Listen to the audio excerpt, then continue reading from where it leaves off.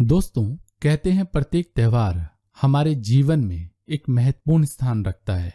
यूं तो दीपावली का त्योहार भारत में बड़ा त्योहार माना जाता है, परंतु बिहार और पूर्वांचल के लोगों के लिए एक त्योहार ऐसा भी है जो दीपावली से भी ज्यादा महत्वपूर्ण माना जाता है।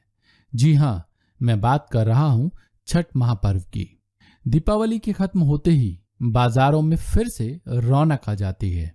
ये समय होता है छठ महापर्व की तैयारी का। आज ये त्योहार न केवल बिहार और पूर्वी प्रांत में मनाया जाता है, बल्कि पूरे भारत में तथा अब तो विदेशों में भी धूमधाम से मनाया जाता है। लोगों की मान्यता के अनुसार इस पर्व को करने से सभी प्रकार की परेशानियां दूर होती है और पुत्र सुख की भी प्राप्ति होती है। दोस्तों, कहते हैं छठ पर्व बहुत ही कठिन और नियमों से बंधा हुआ पर्व है। छठ में व्रती को बहुत सावधानियां बरतनी होती है ताकि पवित्रता बनी रहे। मेरी दादी जी कहती हैं कि जब मैं छोटा था तो छठ के समय मैंने पूजा के प्रसाद में से कुछ प्रसाद खा लिया था।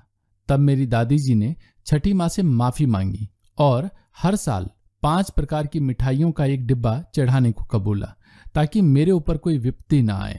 तो चलिए जानते हैं कि छठ में व्रती को कौन कौन सी सावधानियां बरतनी चाहिए ताकि पूजा सफल हो और मनोकामना पूरी हो जाए। तामसिक भोजन। यूं तो व्रत के दौरान खाने पीने पर बहुत से प्रतिबंध लग जाते हैं, पर छठ में कुछ ज्यादा ही प्रतिबंध होते हैं। छठ में एक सप्ताह पहले ही व्रती को तामसिक भोजन और नॉनवेज का त्याग कर देना चाहिए। मूंग मसूर की दाल। परंपरा के अनुसार नहा खा के दिन चावल, दाल और लौकी की सब्जी खाई जाती है, लेकिन भूल कर भी मूंग मसूर की दाल ना खाएं, क्योंकि हमारे वेदों के अनुसार मूंग मसूर की दाल तामसिक भोजन की श्रेणी में आते हैं। अग्नि पूजन। खरना के दिन छठी मैया को खीर रोटी का भोग लगाया जाता है। साथ ही मां को भोग लगाने के बाद एक दिया या उपला जलाएं और अग्नि देवता को खीर रोटी अर्पण करना ना भूलें। प्रसाद। खरना वाले दिन मां और अग्नि देवता को भोग लगाने के बाद व्रती अपना प्रसाद ग्रहण करती हैं, पर ध्यान रहे जब तक आप अपना प्रसाद पूरी तरह से खा न ले तब तक भोजन पर से ना उठें। जी हाँ, अगर आप बीच में उठ गए तो फिर दोबारा भोजन पर नहीं बैठ सकते। सीताफल।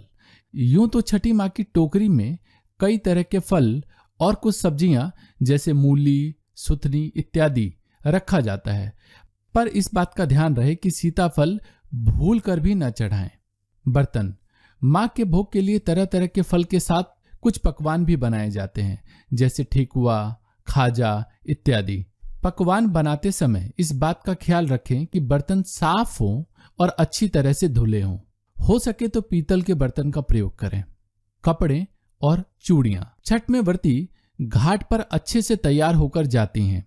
माता को अर्घ देते समय जहां कोरा यानी नए कपड़े पहने जाते हैं, वहीं चूड़ियां भी नई होती है। तो व्रती ध्यान रखें कि छठ में कपड़े और चूड़ियां नई हो। पुरुष व्रती भी ध्यान रखें कि धोती और गंजी नए हों। बिस्तर।